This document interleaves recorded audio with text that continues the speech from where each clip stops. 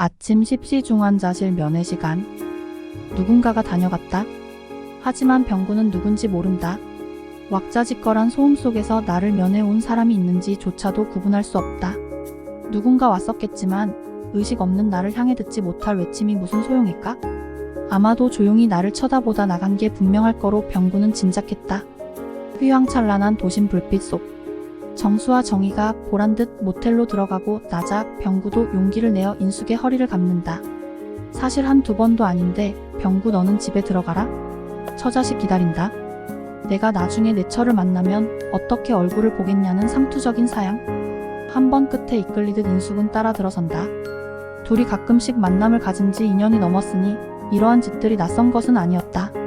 남의 눈을 피하는 이벤트는 생각보다 더욱 자극적이어서 어릴 적 냇가에 아무렇게나 자라던 대마초. 한 잎을 말아 피우며 느꼈던 환각의 세계로 다시 돌아가듯 서로에게 얼마나 소중한 존재이자 인연인지를 확인해 가면서 복잡한 세상사를 내려놓고 둘만에 몰두한다.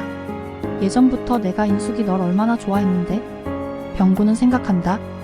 이것은 이벤트다. 집에 희연이와는 또 다른 색다른 연애 느낌? 가끔 한 번은 이렇게 만나고 싶다. 그렇다고 가정을 포기하자는 것도 아니고 둘이만 좋으면 몰래 데이트가 생활의 활력도 될 수 있잖아. 희연에게는 미안하지만 오랜만에 외도의 분위기도 좋다. 인숙의 모든 것이 좋다. 너의 모든 것을 사랑해주마. 연락에 들뜬 병구가 애무의 언덕을 지나 이제 막 마지막 고지에 태극기를 꼽으려는 순간 서치라이트보다도 강한 불빛이 판타지아의 분홍색 불빛을 밀치며 들어왔다. 어마 여기 봐라. 이 환자 의식도 없는 게 고추가 섰다 야.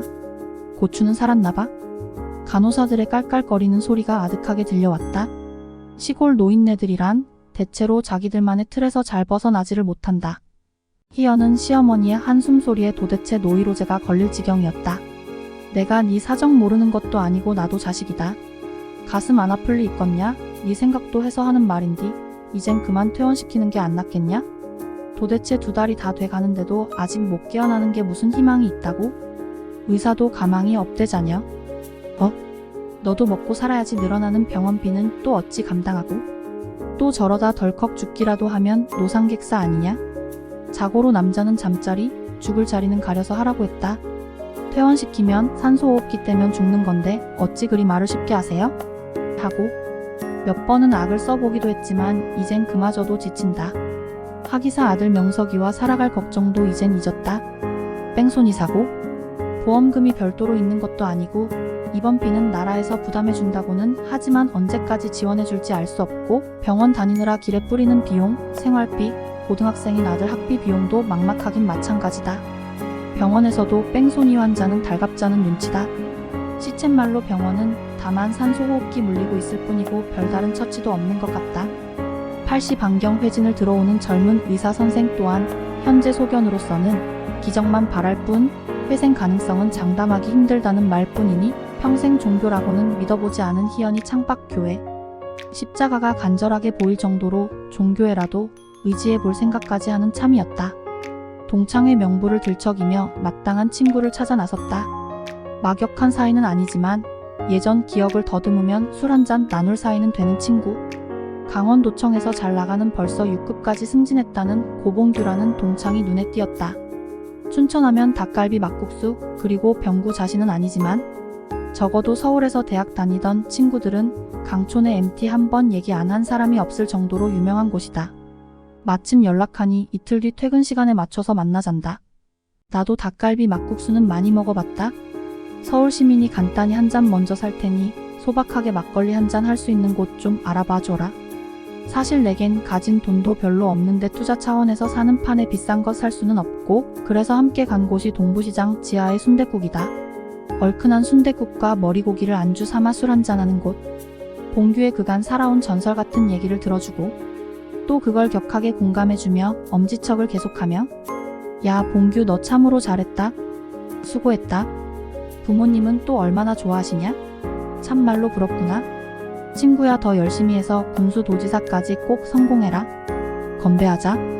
병구는 사실 스스로의 치부를 드러내고 싶지는 않았지만 동창회를 통해 거의 알려진 이야기들, 막노동판에서 벗어나 영화 세트장 공사를 다닌다는 얘기들, 적어도 친구들은 영화 세트장에서 토목 공사를 중간 관리하는 정도로 알 것이지만 보통 그 정도야 허풍을 떠는 수준 아닐까. 마이너스에서 벗어나지 않는 정도로 포장을 했다. 그리고 춘천 쪽에도 앞으로 영화 세트장 부지가 들어설 예정이라 자주 오게 될 것 같다는 등등 좀 오버를 했다. 그래, 이 정도면 낚시 하나는 성공할 수 있겠지. 병구는 생각한다. 사실 공무원, 교사, 경찰, 소방시청, 군청 등등 다니는 친구들은 되게 착하다. 내가 어렵다면 일단 도와주고 볼 친구들이다. 게다가 큰 돈도 아니고 적은 푼돈 좀 급전을 빌려달라는데 딱히 거절할 명분도 없을 것이다. 그 빈틈을 노리는 게 병구의 전략이다. 사실 그랬다. 우연이든 필연이든 기회를 만들어 찾아가면 동창이라는 이름 때문에라도 어쩔 수 없는 듯 한 번쯤은 만나주는 게 녀석들의 의리였다. 이런 친구들에게 몇 번이나 현장의 급작스런 일 때문에 급전이 필요해 도와달라고 하면 20, 30만 원 정도는 바로 송금해줬다. 단지 동창 친구라는, 고향 친구라는 신분만으로도 사기치는 일이 가능한 이유였다. 몇 번의 이력이 생기자 재미가 커졌다. 하루 종일 새벽부터 저녁 시간까지 어깨가 으스러지게 일해도 내가 손에 쥐는 돈은 10만 원 안팎. 23만 원만 투자해서 잘 수작질 해놓으면 공돈 수준의 득템이다. 어찌 보면 사회물정도 잘 모르고 돈 있다고 으스대는 것들 돈은 좀 빌려 써도 괜찮다. 물론 갚을 생각은 추호도 없지만 이것도 경제의 순환에 이바지한다. 자신감이 생겼고 친구들에게 요구하는 돈도 3, 40만 원으로 늘었다. 간혹 냉정하게 자르는 친구들도 있었지만 자신의 지위와 신분을 과시하는 친구들일수록 손쉽게 내 용돈을 보내주는 격이었다. 다만 소문날 일이 두려워 동창회에는 아예 나오지 않는 친구들만을 골랐지만 그것도 몇 번이 이어지자 이목이 두려워졌다. 자연스레 동창회 모임에도 발길을 끊게 되고 민숙이나 희순애 등과도 단절되어 갔다. 병구야, 정신 좀 차려보거라. 네 애비다. 아버지가 핏기 없는 얼굴로 병구의 귓불을 어루만진다. 아버지는 시간 날 때마다 얘기했었지. 이 애비는 6.25 전쟁을 겪었다. 22 젊은 나이에 단지 2주 제주도에서 훈련받고 바로 낙동강 전투에 투입됐지. 사실 무서웠지만 그래도 열심히 싸울 수밖에 없었다. 칠흑같이 어두운 속 조명탄, 포탄이 쏟아지는 밤, M1 소총, 총알도 수류탄도 떨어지고 오직 대검 하나로 앞에 기어 올라오는 인민군과 부딪혔지. 그놈들을 죽이지 못하면 내가 죽는 거니까. 무수히 기어 올라오는 인민군 새끼들과 총검수를 겨뤘어. 내가 몇 명을 죽였는지 그건 나도 몰라. 그저 총검을 휘둘렀을 뿐이지. 그냥 죽음이 두려웠어. 전장에서 죽는 건 개죽음이니까. 개미새끼처럼 올라오는 저 인민군들을 죽이지 않으면 내가 죽어야 하니까. 사실 내가 어떻게 부상을 당하고 나중 병원에 후송됐는지 그 과정도 몰라. 후방의 병원에서 깨어보니 오른쪽 허벅지, 옆구리, 왼팔, 손가락 등 안 다친 곳이 없었더라. 그때 2달간 부산의 군병원에서 수술받고 치료하고 제대를 했어. 사실 전쟁 때라 갈 곳이 없었어. 군대에 남아서 전투에라도 참가하고 싶었지만 그건 안 되더라. 불명예 제대를 한 셈이지. 어려운 일이 너무도 많았지만 그래도 이 애미 만나 결혼도 하고 너도 낳고 모자란 생활이지만 첩첩산중시골의 화전 199 남의 토지 붙이며 그렇게 시작했다. 병구 너만은 잘 가르치고 떳떳하게 살게 만들고 싶었는데 이게 웬일이냐? 왜 병원에 이리 누워있는 거냐? 이젠 털고 일어나라. 아니면 나를 따라가든가? 그렇다. 아버지는 벌써 7년 전 교통사고로 돌아가셨다. 아버지, 낸들 이러고 싶은가요? 나도 처자식 보고 싶고 얼른 훌훌 털고 일어나 일도 하고 싶고 아버지 나도 일어날 수 있을까요? 병구야, 내가 얘기하잖니? 이 애비는 그 처절한 전쟁터에서도 살아남았다. 숱한 고비를 맞았고 그래도 불사신처럼 살아났다. 봐라, 이 애비의 손가락엔 아직도 그때 못 빼는 파편 하나가 있단다. 난 이것 하나를 평생 훈장처럼 생각하고 살아왔잖니? 그래도 늙음하게 국가 유공자 된 것도 이게 큰 증거가 됐다더구나. 아버지의 왼손 검지 손가락을 쥐어본다. 쌀한 톨 크기의 이물질이 물컹거리며 만질 때마다 이리저리 밀려다닌다. 죄송해요. 아버지, 진작 알았으면 간단한 수술로 이걸 뺄 수 있는 건데 40년이 넘도록. 죄송합니다. 병구는 아버지의 검지 손가락을 꼭 쥐었다. 복받치는 서러움에 눈물이 쉴 새 없이 흘러내렸다. 이젠 도저히 감당할 수가 없어요? 살아날 가망도 전혀 안 보이고 이러단 남은 식구들까지 다 죽겠어요? 가족들이 의논해 결정한 것이니 퇴원 처리해주세요. 아침 의사 회진 시간, 희연은 병구의 상태를 살피러 온 의사 선생에게 퇴원을 부탁한다. 병원비야 보험에서 어떻게 처리되고 있지만 자부담도 간병에 소요되는 비용도 이제는 무섭다. 희연 자신이 먼저 병구를 포기할 결정을 내릴 수밖에 없는 한계에 몰린 탓이다. 퇴원, 산소호흡 장치 제거, 그리고 집 안방에서의 죽음. 병구는 묵묵히 의사와 희연의 대화로 나 자신의 의지와는 상관없이 사형 선고가 내려지는 것을 듣는다. 이틀 뒤 금요일 아침 11시쯤 퇴원. 살아나고 싶다. 소리쳐서 알리고 싶다. 의식 많은 멀쩡함을 어떤 방식으로든 알려주고 싶다. 그러나 표현 방법이 없다. 팔다리는 매정하게도 움직임을 허용하지 않는다. 자유로운 상태로 있으면서도 발가락, 손가락조차도 뇌의 명령을 듣지 않는다. 멀쩡한 의식 속에 이제 산소호흡 장치를 제거하면 그걸로 47 인생이 끝난다는 걸 몸부림치며 거부하고 싶다. 만약 죽는다면 나는 어디로 가는 걸까? 만약 저쪽의 종교인들 얘기대로 다른 세상이 있다면 미리 하느님이든 부처님이든 착실하게 믿어둘걸? 종교라고는 군대 시절 떡신자 노릇밖엔 안 해봤는데 죽음이란 것 마치 블랙홀 같은 끝없는 어둠 속 알 수 없는 곳으로 떨어져 사라지는 걸까? 아예 정신도 육신도 여기에서 잃어버리고 그것으로 모든 게 끝나는 거 아닐까? 진짜로 다음 세상이 있을까? 혹은 미혹의 세계에서 끝없이 겉도는 것일까? 아침, 간호사들의 손길이 분주하다. 이틀밖에 남지 않은 병원 생활을 마무리하는 절차. 지인들과의 마지막 만남을 주선하는 준비란다. 호스가 꿰어진 코를 제외한 얼굴 전체를 뒤덮었던 붕대는 말끔히 제거하고 얼굴 전체를 드러내 놓았다. 그리고 강제로 눈을 열었다. 산자든 죽을 자든 한 번 눈이라도 마주보고 인사를 나눌 수 있게 한단다. 연락을 받은 지인들이 차례로 들어와 면회를 하려나 보다. 병구는 묵묵히 그들의 독백 인사치레를 듣고 있다. 동창회원이라고 중구를 비롯한 서너 명이 먼저 들어섰다. 동창들 명의로 위문금도 준비했다며 희연에게 전달하고 위로도 잊지 않는다. 병구 이놈아, 정신 좀 차리라. 이게 무슨 꼴이고. 아이고 벌써 2년이 지났네. 내 놈한테 맞은 어깨는 비만 오면 쑤셔온다. 아파 죽겠다. 하지만 다 지나간 일 아니냐? 어서 일어나기나 해라. 그래 나도 조금 미안한 일이기는 하지. 하지만 넌 임마 너무 시건방졌어. 우리에게 너무 모욕을 줬어. 지금 같아도 역시 가만두지 않았을 거다. 병구는 먼저 잘못한 것이니 용서를 빌어야 할 처지건만 이상하게 아직 그때 그 치욕을 씻어내지 못하고 비웃는 듯 쳐다보는 중구의 낯짝을 노려보려 했었다. 그려? 명석애비야? 애 많이 썼다. 어차피 깨어나질 못할 거 다 안다. 집에 퇴원해서 가족들 품에서 떠나도 떠나야지. 마누라 자식 걱정은 말어. 산 것들이야 어찌 못 살겠니?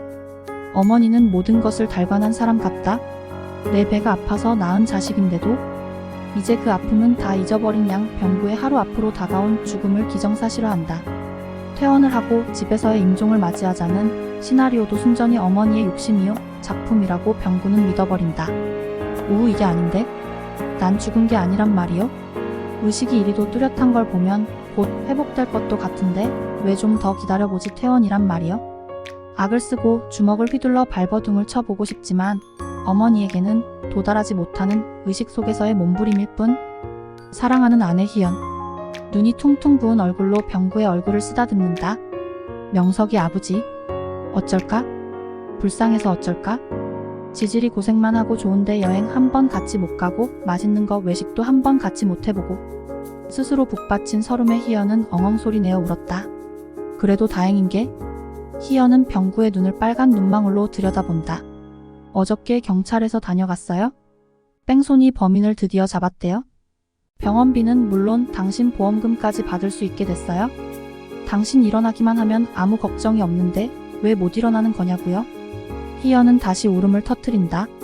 그래 잡혔구나. 어떤 작자일까? 나를 이렇게 만들어 놓은 놈은? 희연의 눈을 똑바로 보려고 병구는 애쓴다. 하지만 전혀 움직이지는 않는다. 20몇 년의 부부인연도 이렇게 끝나는가? 참으로 내가 당신한테 살가운 말 한마디 못해준 못난 인간이제. 인연이란 게 참으로 우습다. 그 너른 서울 바닥에서 어쩌다 둘이 만나고 정이 들고 애도 낳고 그러나 갈 때는 이렇게 속에 있는 말 한마디 터놓지 못하고 작별을 하는구나. 허참. 병구는 생각한다. 참으로 먼 길을 왔구나. 지지리도 못난 인생 험하게도 살았다. 좋은 일 한 번 못하고 피해만 주고 떠나는구나. 그래도 목수일을 시작하면서부터는 집안이나 내 마음에도 어느 정도 안정이 생기고 희망이 보였는데 한 10년쯤 열심히 벌어서 한적한 곳에 내 손으로 전원주택도 짓고 텃밭도 일구고자 했는데 그리고 떳떳이 고향도 한번 가서 고향 까마귀들하고 술도 한잔 멋있게 사는 날이 올 줄 알았는데 희연이 명석이랑 세계일주도 한번 나가고 싶었는데 내 인생에는 쓸 수 있는 버킷리스트가 없었구나. 인생은 무거운 짐을 지고 먼 길을 가는 거와 같다. 서두르지 말고 천천히 가는 거라더니 이제 갈 길을 재촉하는구나. 어느새 새벽이 밝아오고 있다. 창가로 희뿌연 햇살이 몰려 들어온다. 병구는 퍼뜩 정신을 차려본다. 드디어 산소 호흡기를 떼는 날이구나.